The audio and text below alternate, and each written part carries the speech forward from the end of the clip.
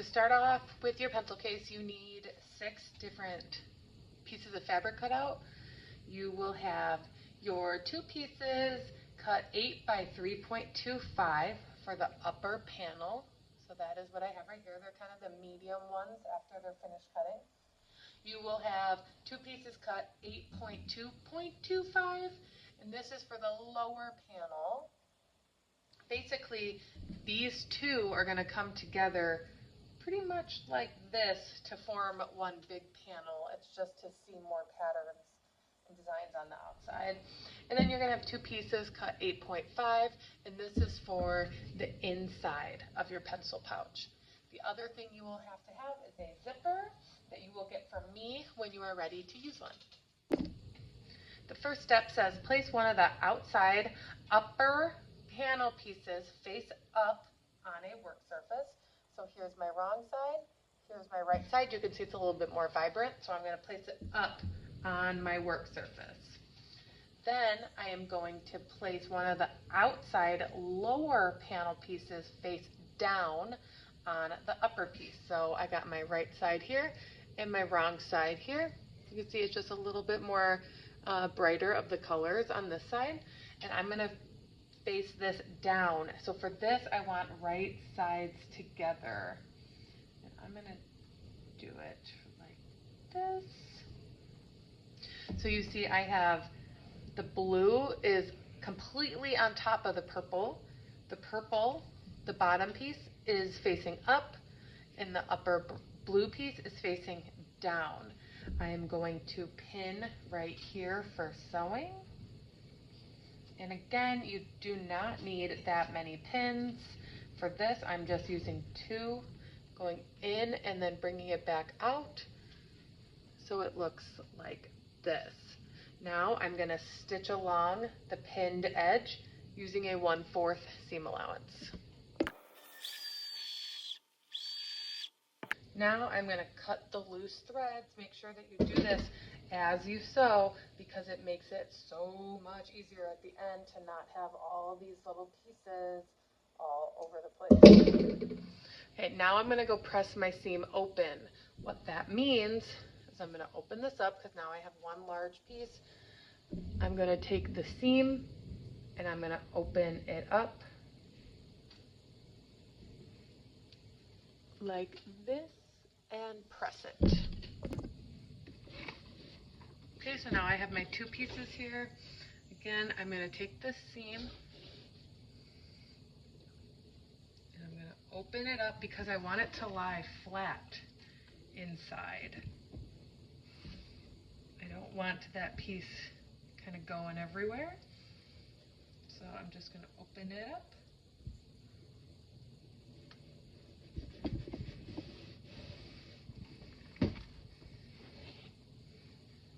And now it lies flat and doesn't stick out from both sides. Now step 3 says top stitch on the right side. So I have my right side, which is the correct side, not the back where you see the seam. I have the right side, and I'm going to top stitch right on the seam, which is right here. And I'm going to stitch right next to the seam on top of the blue and right next to the seam on top of the purple. I'm going to do it as close to the edge as I can while keeping it straight, but not on top of the seam. One on both sides of the seam. Here, if you wanted to do a zigzag, you could. I am not going to. I like the look of a straight line, but you can do whatever you want.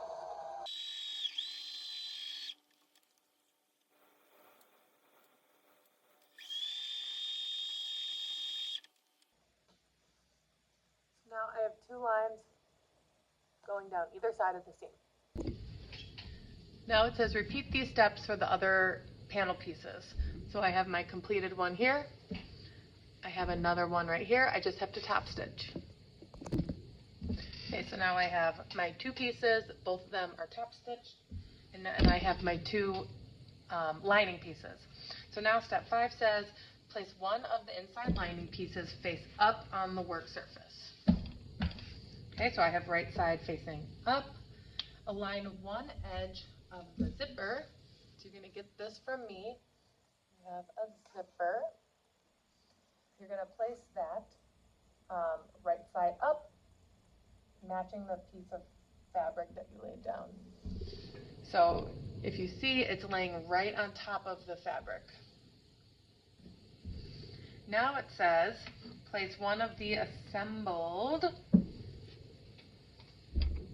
outside panel pieces face down on top of the lining piece, aligning the top edge of the outside panel piece with the top edge of the lining and zipper. So this is my right side. I'm facing it down, and it's going to cover the zipper. Now we have to start sewing, but we need to attach our zipper foot. Our zipper foot you're going to get from me. It is a different presser foot that goes on your machine. So I'm going to show you how to add this to your machine. So how the zipper foot attaches to the machine. So I have my zipper foot right here, and I have my presser foot right here. First, we want to take the presser foot off. To do this, there is a red button on the back. You just press it, and this will fall off. We want to take this, and it has a special compartment right here where we keep it for safekeeping so we do not lose it. Now to add your zipper foot, you are going to attach this bar right here to where the presser foot just came off of.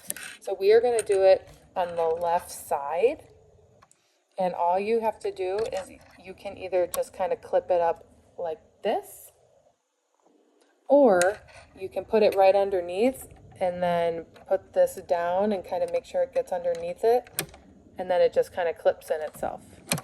Either way works. Now I have pinned again the lining piece, the zipper, and the outside panel piece all together. And now let me turn off this light so you can maybe see a little better.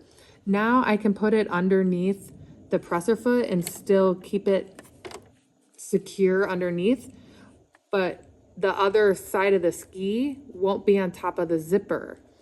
So, oops, now that is open, because if it was on top of the zipper, it wouldn't completely hold it down and keep it steady. So now I'm just going to sew this at a 1/4.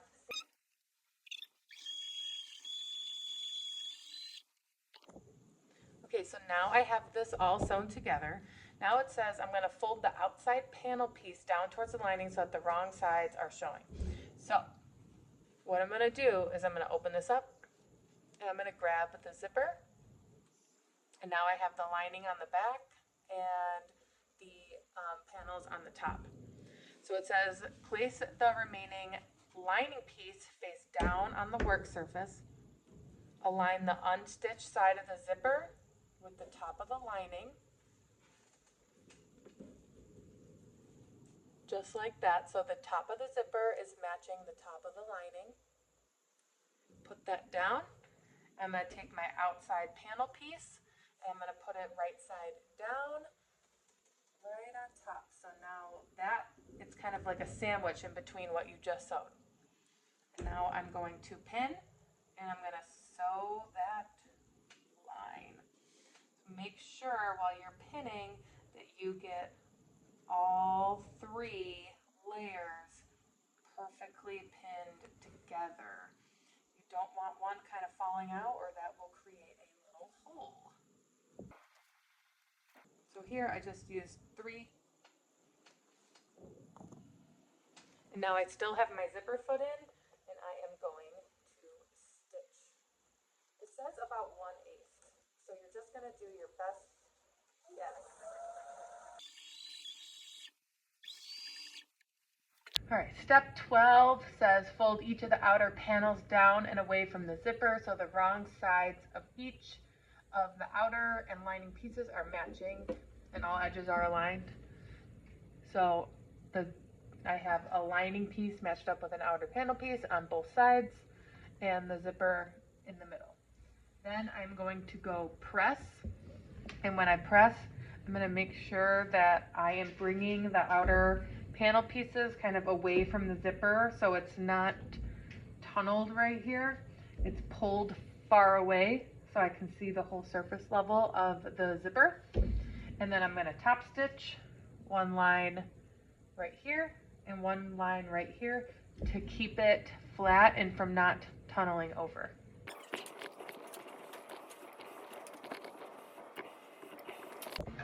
right, so now I'm going to top stitch at the very top right here of the zipper and the bottom, but I'm doing it on the panel fabric. Here is where you can do either a straight line, or you could do a zigzag, or play around with any of these over here on the stitch selector if you choose.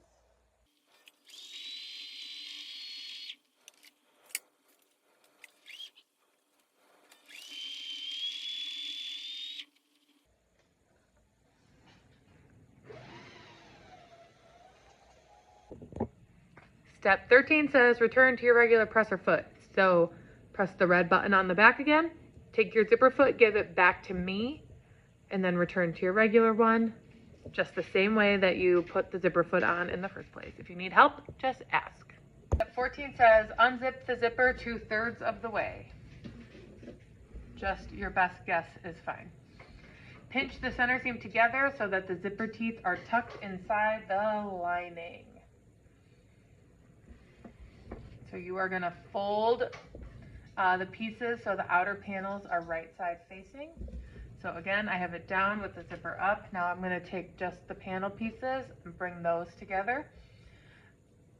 And then you're going to bring the lining side together as well. So I have the zipper in the middle, holding the two outside panel pieces and the two outside lining pieces together. And I'm going to pin all the way around, making sure that they are even, that everything lines up and is even and straight. And I'm just kind of tucking the zipper in so the teeth are kind of just like inside of the panel fabric. So just pin all the way around. Step 14C says that you are going to pin all the way around, leaving a 3-inch opening along the bottom. So I'm going to put a pin here, and I'm going to go all the way around and stop at this other finger here. So there's a big hole right here that I'm not going to sew. So at the next step, I'm able to flip this right side out. Here I'm going to be turning corners as well as I'm sewing. So you want to make sure that you are leaving your needle down so you get a nice crisp corner that will show with your final piece.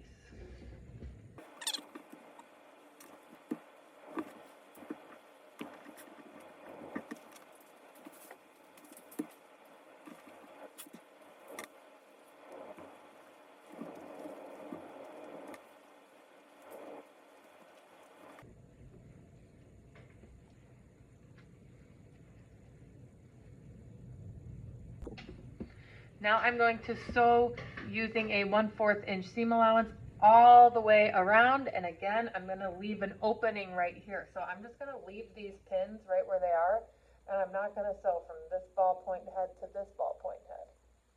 Remember, turning the corners, leave the needle down.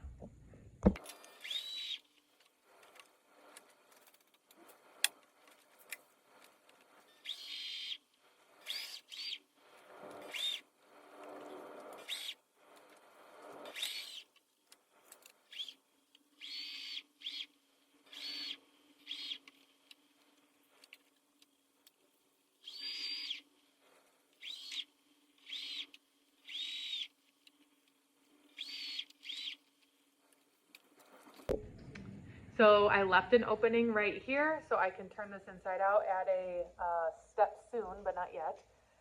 I left the needle down when I turned the corners, so I have nice sharp corners. When you sew through the zipper, you want to make sure that you are kind of pulling it through because it is thick, that it might kind of get caught and just go up and down and not be moving through. But as long as you kind of pull it through, it should go right over your zipper just fine. Step 15 says to clip each of the 4 corners of the piece, but do not clip the seam. So it looks just like that. So I am going to cut right here diagonally, and I'm not going to actually cut the seam. That just helps give us the nice crisp corner when we turn it inside out. So now I have each of the 4 corners clipped. Beep. And now it says turn the piece right side out through the lining, and then we're going to press flat. What you want to do when you do this is make sure that you kind of get your finger in there and really press that corner all the way out, which was the point of cutting it. So really get your finger in there and get it all turned right side out. All right, now we are just going to press. We want to make sure that everything is just nice and tidy. So you might have to do this kind of in like 2 different sections. So you get the outside and the inside looking really good.